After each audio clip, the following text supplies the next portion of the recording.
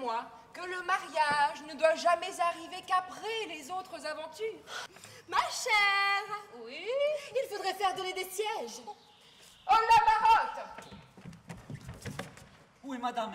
Vite, voiturez ici les commodités de la conversation. Je veux vous dire un autre air que j'ai fait dessus. Oh, vous avez appris la musique? Ah non, moi pas du tout. Mais alors, comment donc cela se peut-il? Mais, les gens de qualité savent tout sans avoir jamais rien appris.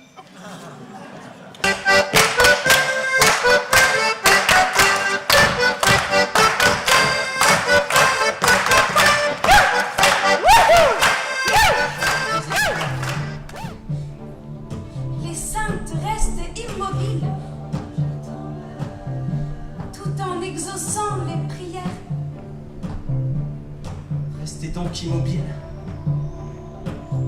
tandis que je recueillerai l'effet de ma prière.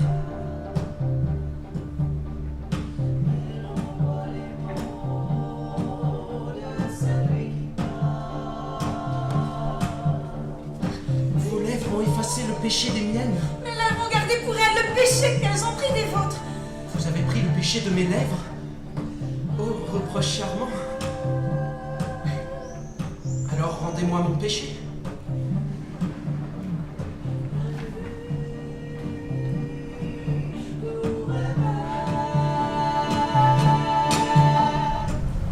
Oh Roméo, Roméo, pourquoi es-tu Roméo?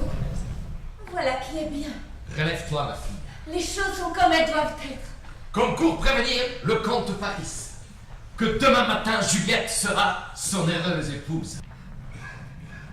La vie a depuis longtemps déserté ses lèvres. La mort est sur elle comme une gelée précoce sur la fleur de champ la plus suave. Pauvre maladette. Jean maudit, malheureux, misérable, odieux, elle la plus atroce que le temps ait jamais rencontrée dans le pénible cours de son pèlerinage. Rien que l'enfant, un seul être, pour me réconforter, me réjouir, et la mort cruelle de l'arracher de mes bras. Capulet, Montaigu, voyez par quel fléau le ciel châtie votre haine. Pour tuer vos joies, il se sert de l'amour. Cette matinée apporte avec elle une paix sinistre. Le soleil se voile la face de douleur.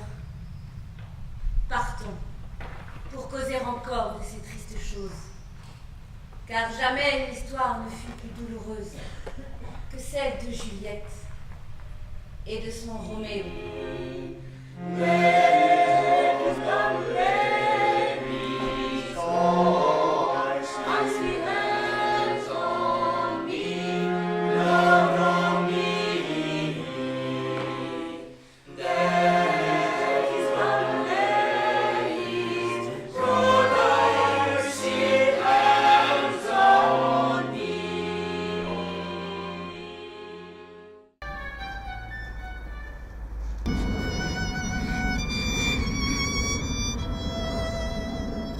Elle s'appelle Marie Gouze.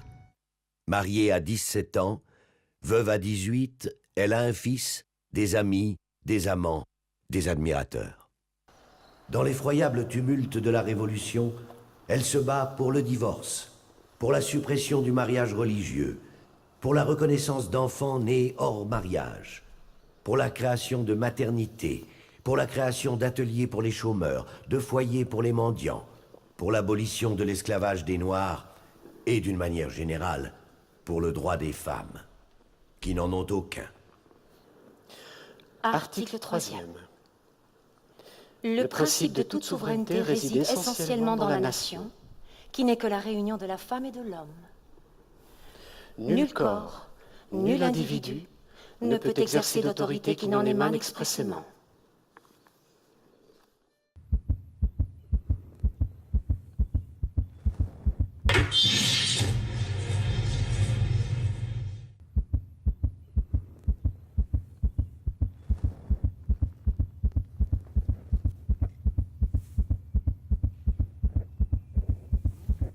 Avocat, avez-vous quelque chose à dire sur l'application de la peine?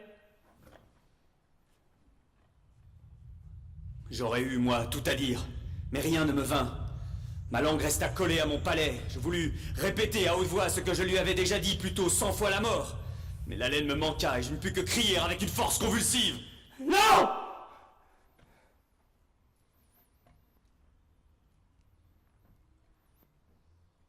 Condamné à mort. Qu'est-ce que la peine de mort? La peine de mort est le signe spécial et éternel de la barbarie. Partout où la peine de mort est prodiguée, la barbarie domine. Partout où la peine de mort est rare, la civilisation règne. Oh, si je m'évadais, comme je courrais à travers champs.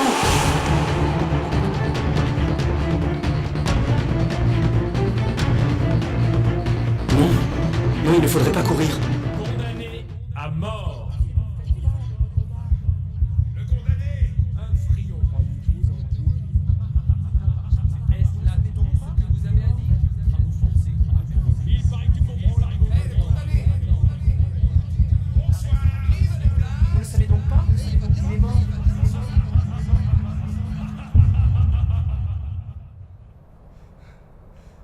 4 heures.